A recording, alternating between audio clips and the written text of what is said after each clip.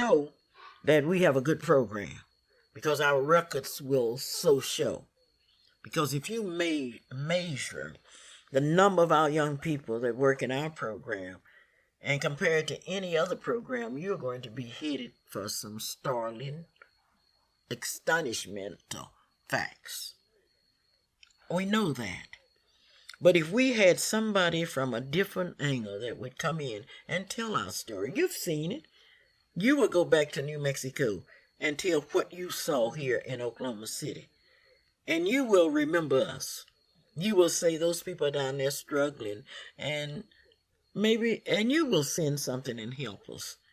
Maybe that publicity is even better than the kind of publicity we would get if we would make headlines. But I know we are making headlines in the hearts of these kids. I know that. And maybe that's what's really important. Maybe that little boy that hugged me last night, little fat, chubby boy, hugged me and said, Miss Luper, I'm sure darn well. Maybe that's the publicity that we need. Because if we can develop self-worth as Americans, in places telling our kids all the time what they can't do. You can't read as well as the kids in Japan. You can't do this. And then without giving them the other side. Compare the suicide rate in Japan with the suicide rate in in America. Just sit down and compare. And then we talk about, and our philosophy is, everybody doesn't have to make an A. Because if you study history, the man that invented the electric light flunked, of course. Einstein flunked. And I love science and all of it. But if an astronaut would come here to visit me and my plumbing was off, I would much rather see a plumber than to have him sitting here explaining space to me. So what we're talking about, everybody is important. And this is what our program is all about. Every seed is important. And if you put a seed in the proper environment, cultivate it, and sometimes you have to cut around it. You have to cut bad habits away from it. That seed is going to grow, and no telling what will happen. You ask me about my children. Now, when you say Clara Luper, you will see a lot of kids around here that call me Mama, call me Aunt Clara. But my daughter is Merlin Hildred, who is an exclusive all-state insurance agent. And many of the people that used to spit on us, curse us, are now her customers. These are people that have shown that love is better than hate, and that we made some mistakes back in the 60s. But now you are my insurance agent. And she recently became the first black female to purchase a building on North Britain Road. And I would like for you to visit a building, 730 Britain Road, before you leave Oklahoma City. You might want to take out some special insurance with her. This is Merlin Hildred, an exclusive Allstate insurance agent. Her brother, Calvin, works with her. And along with that, he is an electrician and a photographer. And he helps to operate CP's Catfish Cafe. My daughter, Shelley, is now a sophomore at Langston University. And she's won many honors. She had about 85 scholarship offers. She is on the McCabe Scholarship, the Thurgood Marshall Scholarship. She won the NACP Scholarship. I could go on and on. But she was invited to Washington, D.C., where she could not go because she had another engagement. She will be going to Atlanta for a week leadership conference. She was elected as the regional member of the Youth Work Committee by the young people in Arkansas, Louisiana, Texas, New Mexico, and Oklahoma. And she has been serving on that, which means that she has to go to New York one time and Baltimore, Maryland the next time. And she recently won Miss Langston University and will be in the Miss Oklahoma pageant, which is in Tulsa. She's a 4.0 student and is really excited about life and just loves people. She is really a spark. She's at a lot of advantage. I have another. Those are my three. I have two more. I have a beautiful white daughter who's Nancy Moore, who married and had the reception here in her home. And she brought in white folks that had never been in a black home before, and it was quite interesting. She works for the state, and my other foster son is Harold Green, that I picked up off the streets and raised, and he is in refrigeration. So and at this time, I am the state pageant director for Miss Black Oklahoma, and I have been working real hard to get scholarships, and I have 32 young ladies that I'm working to get scholarships, and I've been able to get, I think it's 21 college scholarships, and I've had a lot of people that have come to me and say, Clara, I would like to give $10 for a stocking scholarship or things like that, and it's real exciting. That would be June 20th through the 26th. Was Nancy an actual adopted daughter? No, I never went through the formality of adopting Nancy nor Harold. But you raised them? But I took care of them. Clara, something that I've seen since I've been was Beulah, and met some of the children that seem to come from really broken homes, and they live in real drug-infested areas, and I see Beulah out there working to get these kids to church, and I'm seeing the kind of work you're doing that really gives these kids hope, and it gives them a sense of real stability. But I think without people like you, without people like Beulah, where would these kids be? I think this is a question that history will have to answer, because I do not believe that just because a kid comes from a broken home or a poor home or a rich home, that kid is not going to develop to his or her potentials. And I think that we're getting out the wrong message. We should tell our kids through our schools, through news media, you've got to make it. You've got to make it, and you've got to depend upon yourself.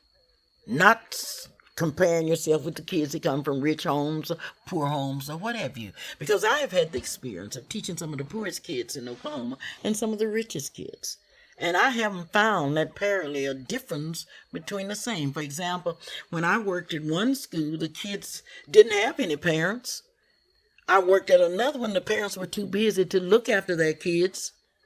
The saddest story I could ever tell was the story of a very rich white girl who was going to the junior and senior prom, and her mother and father took her to Macy's, New York, and bought her the prettiest dress you ever wanted to see. But then they came back and went on to Paris.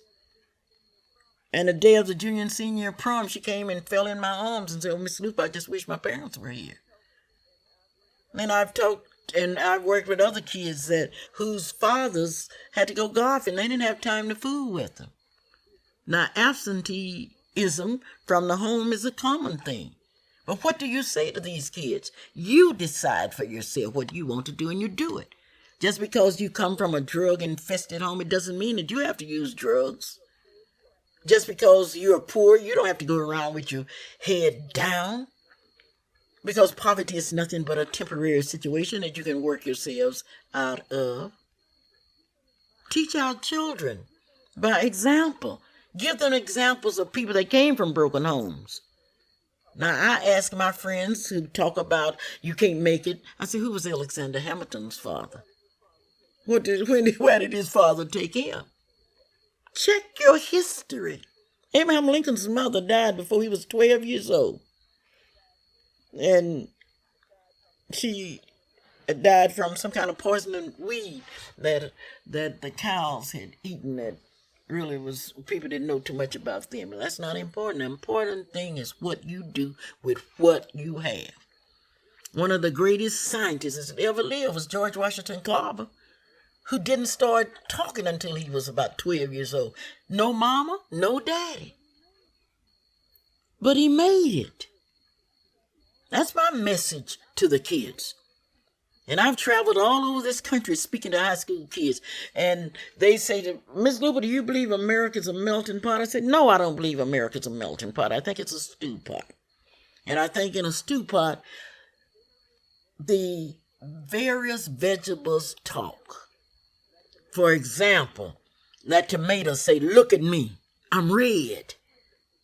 I'm very important to this experiment that's called democracy. I was here first, taught white men how to fish and how to hunt. I'm somebody. And then that tomato's in that democratic democracy pot, but it's lonely. So you got to put some white potatoes in there.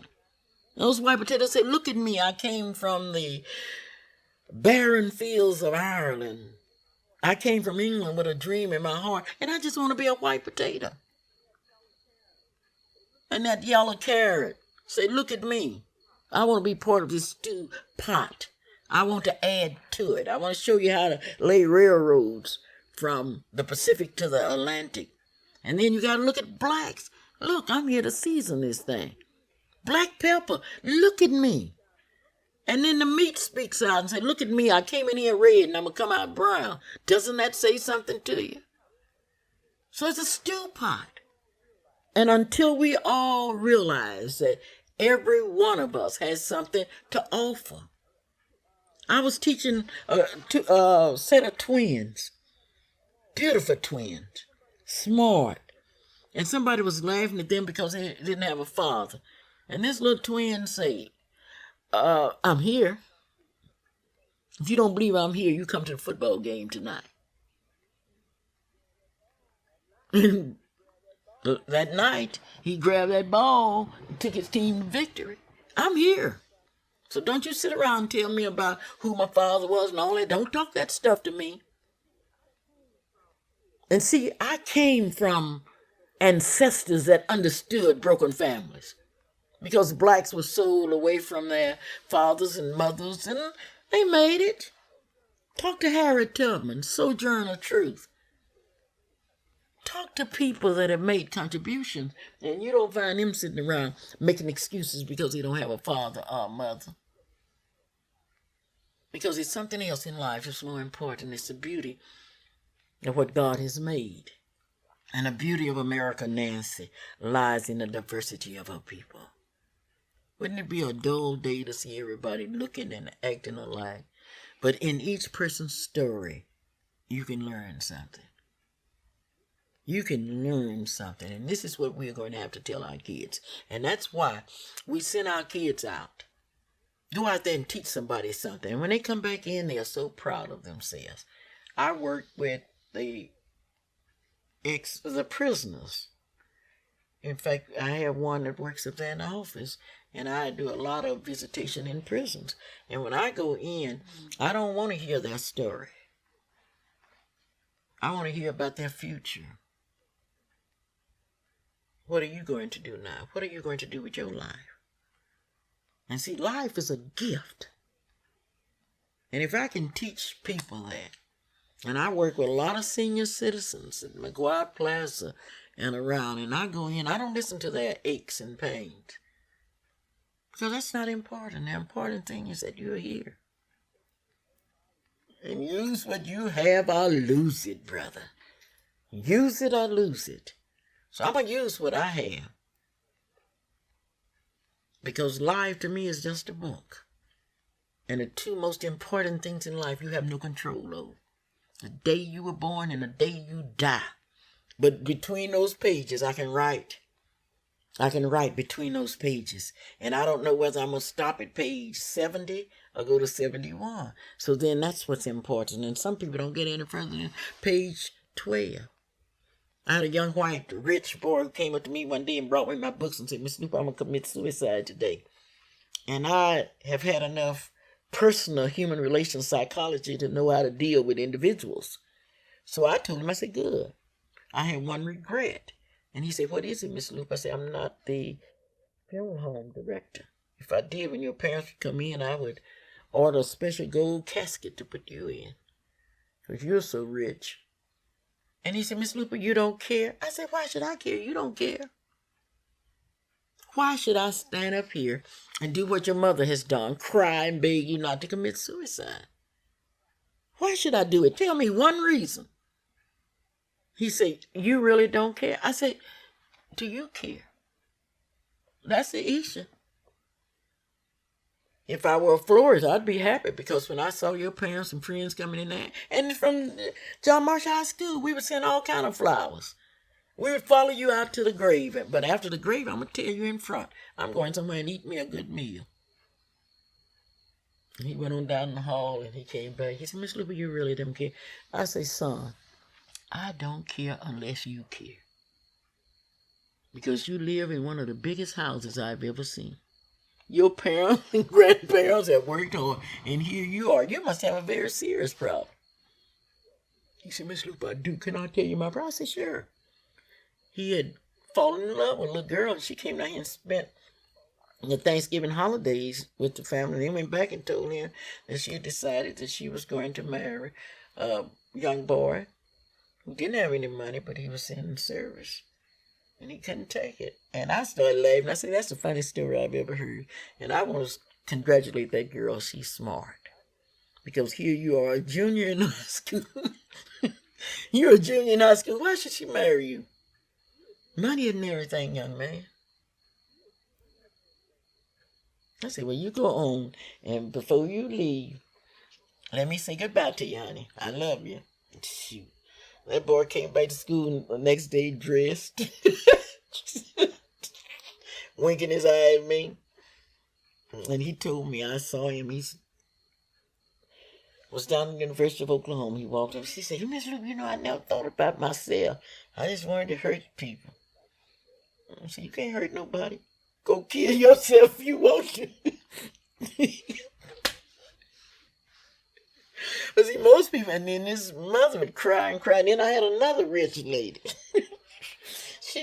she said, no, her son came to school, and I'm interested in current affairs, and that's the way I teach my history as a combination of. And so I asked this young man to explain something that had just happened in current events, and he couldn't.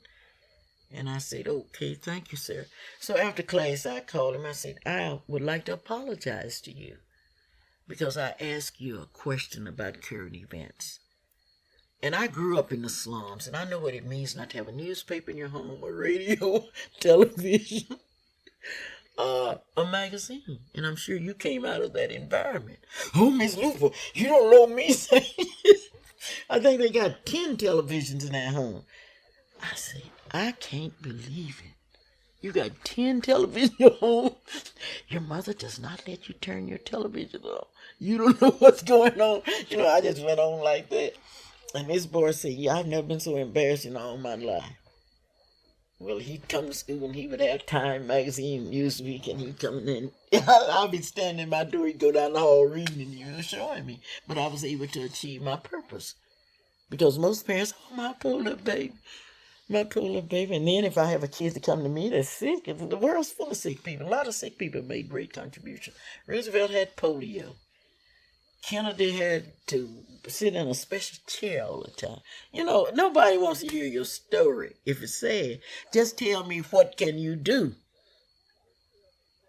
Now, that's my philosophy of education. What can you do? And we've got to some way show our kids that they are important. I had one foreign student to fly in from Poland, and his parents were very rich. This one from Poland? I don't know. But anyway, he flew in here and had dinner with me. Rented him a car when he got to the airport, came out here, went to church with me. Never been to a black church. Didn't understand nothing that was going on. Came here and had dinner with me and brought me some chocolate that I'd never tasted or anything like it. He brought a thing of chocolate that long. And then after we got through with dinner, we talked, and then he went on out to the airport and went on back to Europe. And then I had a Ku Klux Klan. Am I on tape? Yeah. Oh, my gracious. I had a young man who was a member of the Ku Klux Klan, and his parents didn't want him to come to my class. So he walked in my class and he said, Miss Lupe, I'm a member of the Ku Klux Klan. I said, great, I'm a member of the NACP, and it's just such a pleasure to have you in my class. He said, you don't mind teaching me? I said, young man, I'm a teacher by profession, and I'm here to teach students. But anyway, at Christmas, he went to Alabama, and he came back with a gift for me, and he had this so beautifully wrapped. And he said, Miss Luper, you're just a honey, and I brought this to you. And I kind of felt bad because none of the other teachers got a present for him. And this little thing broke off in the shipping. It's a little bear with... Mm-hmm. This year just a honey. And he was a member of the Ku Klux Klan. But then he decided that what he had been told was not the full story. So he began to read. And that young man has a wholesome attitude toward all people. What age were you teaching then? I've taught mainly from 9th through 12th, and mainly from 10th through 12th. This is my honey bag. And I could go tell you a story about everything. Everything in this house has a story, I bet. Everything has a story. Everything has a story. But this is the way I look at it. I don't... And then I had another Jewish student who was a headache to most of the teachers because he just was... He was worse than Bob Hope and name all of them together. And he would always wear things that were crazy. If he had on a tie, he might tie it around his ear. Along, just anything. So they said, oh, Miss Luper, Fagan is in your class this year. I said, great, I'm happy to have him. So the first day he came in with his tie, and he had it, maybe 2 or 3 ties on. So when he came in, I said, welcome to Luper Land, and that's what I call my classroom, Luper Land. And so after class, he walked by me, and then went on down the hall and came back. He said, Miss Luper, see, I noticed you didn't say anything about the way I looked. And I said, why should I? You've done what I asked you to do. You've come in this classroom. You've gotten your pencils and paper and you've worked. What else can I expect out of you? That boy was so disappointed. The other teacher said, I can't understand it. Said, what did you do to him? I said, I didn't do anything to him. But accepted him. If he wants to do that, let him do it. Do you feel there's some kids you just haven't been able to reach, no matter how hard you've tried? That's quite interesting. I can't remember a kid that... I was at John Marshall 19 years, and I took 2 kids to the office. Not for discipline, but because they wouldn't turn their work in on time. And the principal came in, he was ready for a fight. And I said, sir, the reason I brought these 2 young men in, they don't understand the value of time. I embarrassed those boys. So 19 years, 2 students to the office. And I have a student that's inside paying, and I'm going to call. And if I get him, I'll let you talk to him. Me talk. Yeah, you can just meet him, and then you can have somebody inside paying. This is a student that told me that he wasn't going to do nothing in school. When it used to me trying to teach him nothing. I said, that's your business, but my business is that I'm a teacher. And I have to do a job. I have to do my job so well that no one else can do it better.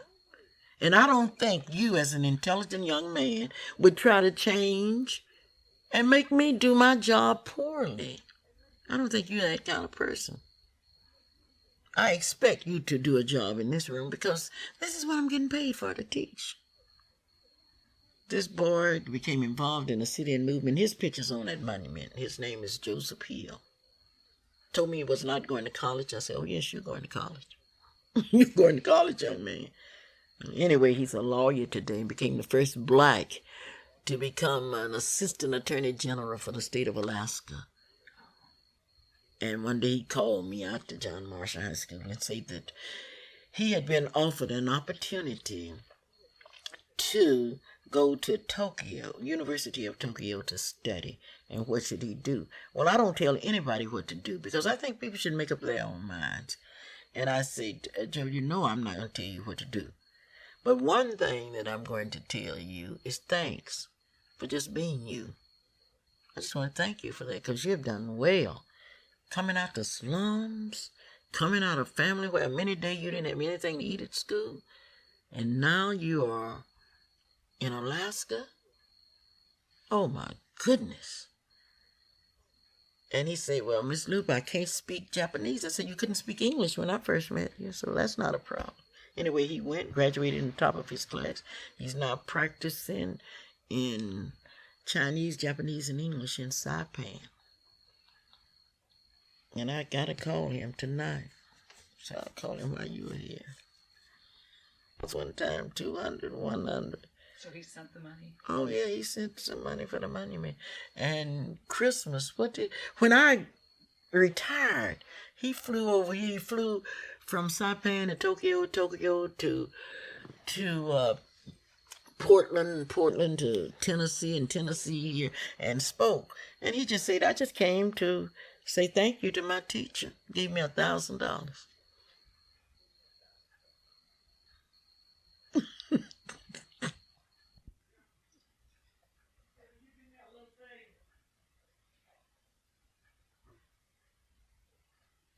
Clara, I'm real curious about some of these people that you knew. How closely did you know Martin Luther King? I knew Martin Luther King on a civil rights basis, where we would attend meetings, where he would speak, and where we would communicate by telephone, or by letter, or what have you. Would he recognize you if he knew you?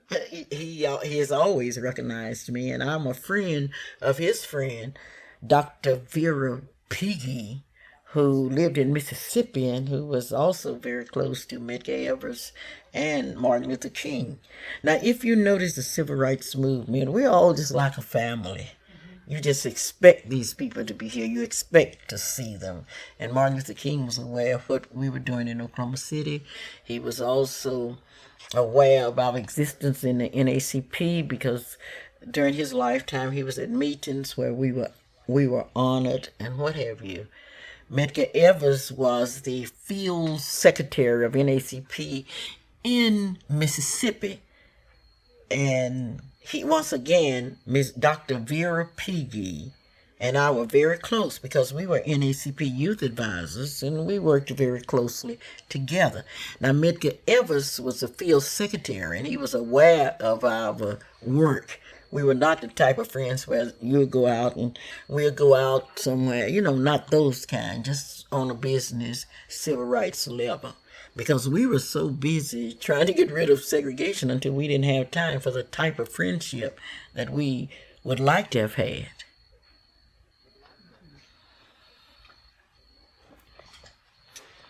People that have been involved in causes have recognized what the price is. And the price is so high.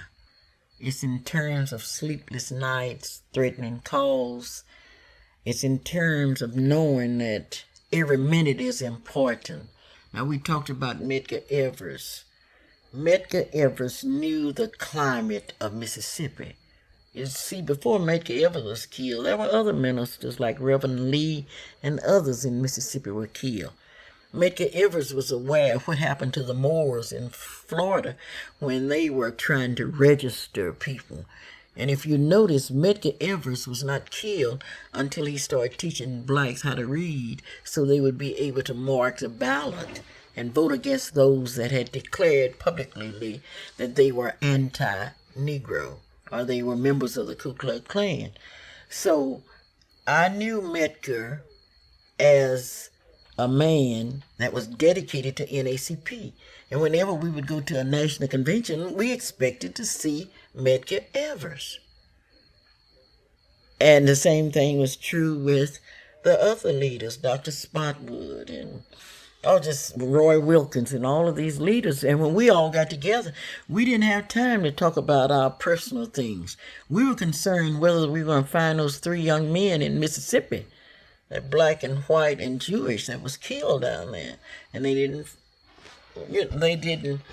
find them in a number of days. And I was one of the ones that Roy Wilkins appointed to go talk to the mothers while they were looking for the bodies. And It was a different thing. It was talking about something that you knew, a road that you knew that would lead you to death. And I think Medgar Evers was aware of it. And if you listen very carefully at what Martin Luther King said that last night in Memphis, you realize that he knew that. You felt it in President Kennedy's words when he said, this thing that I'm talking about will not happen in my generation. But I say to all of you, let us begin. And that has been the philosophy of all of the civil rights leaders that I've known, even Kevin Kaplan, who was president of the NAACP. I'm going to do what I can today. And it really looks to me like Medgar Evers and Martin Luther King and other civil rights leaders were in a hurry because they wanted to do what they could today because they were not sure of tomorrow. And when you receive threatening calls all the time, you say, well, I don't know where these guys are playing. And they mean business. And it's a feeling of emptiness and what have you. Clara, what work still has to be done? The work of building bridges between whites and blacks, the poor and the rich, the dumb and the ignorant. These are the bridges that we must build. And we are in a position now where we have to do it quickly. Because if we don't, we are going to lose our people. And when people get to the point where they don't care about life, and where they don't care about the things that have made America great, we're in serious trouble. And we've got to remember that this is an emergency. It's an emergency that's going to call for dedication, for people to sacrifice, and people to give the best. And if we can see our nation depending upon what we do with what we have, I think this is the main thing. We have an unfinished job. Segregation still exists, a different kind of segregation. We have discrimination not only among blacks but among women. Because if I would ask you to name 10 women that are presidents of banks in your area, you would see the basic difference. We can look at our elected officials, and we can look at our CEO officers, and we can see that we have a long ways to go. So what we have to do, each generation, each group must work on it, because ours is not a perfect democracy, but we do have the machinery by which we can come near perfecting what we have. If we don't spend our time doing something else that will take away from the real meaning of democracy.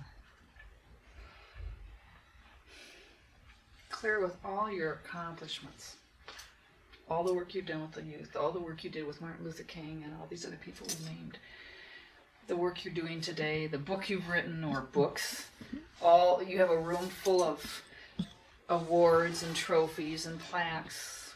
What do you feel most proud of? The thing that I feel most proud of is the fact that God has allowed me to do with what I had. That's what I'm proud of. I'm proud that I've been able to use whatever I have to the advantage of my people, whether they are black or white. I have used what I had. I have recognized my mistakes. I know my weaknesses in many areas. And I'm proud of that. Because I have made mistakes, and people have come to me and say, Clara, that was a mistake. I say, you're right. Show me how to do it. Help me. I need help. This is the whole thing. And I'm proud of the fact that I have sense enough to realize that I need help. I need advice. There are so many people that don't want you to tell them anything. But I'm one, and I want somebody to tell me something. I want you to show me how to do something, because I need that information. I have never wanted to be an educational dwarf. I wanted to live a full life. And when I die, I don't want people crying, Clara's dead. Rather, I want people to rejoice that Clara had the opportunity to live on earth. And God has been good to me because I have not known pain and suffering. I'm not the person that becomes discouraged when I lose. I ran for the United States Senate. Yes, I ran for the United States Senate and lost. But I really didn't lose. I gained because I gained information. And I had been studying American government, but I had the opportunity to become deeply involved in it. And I have a better understanding of the system and how it operates. So I'm just proud that I have used what God has given me. So you feel there's hope? Oh, of course there's hope. And Sure how do you there's feel hope. about the new administration that's here now? I feel that we have a new administration that's young, that's ambitious, and that's really interested in getting this country back on the right track. And certainly I think that if we get behind this administration and push it on, we'll be pushing America on. But if we try to block it, we'll be in a few years just like some of the other countries. We've got to keep whoever is president, and we're going to have to recognize that and work with that particular person. We don't have time to point out all of the bad points about our presidents because as you look through our whole history books, we have a lot of presidents that have made a lot of mistakes and that have not been what some of us would think was truly great. But we supported them, and that's why people are coming from all over the world to study our form of government. And if we get away from that, where we try to destroy all of our leaders, we will really be in a mess as a country. I have hope. I believe. I believe in the sun when it doesn't shine, and I believe in the rain when it doesn't fall. And I even believe, Nancy, in a God that I've never seen. I believe.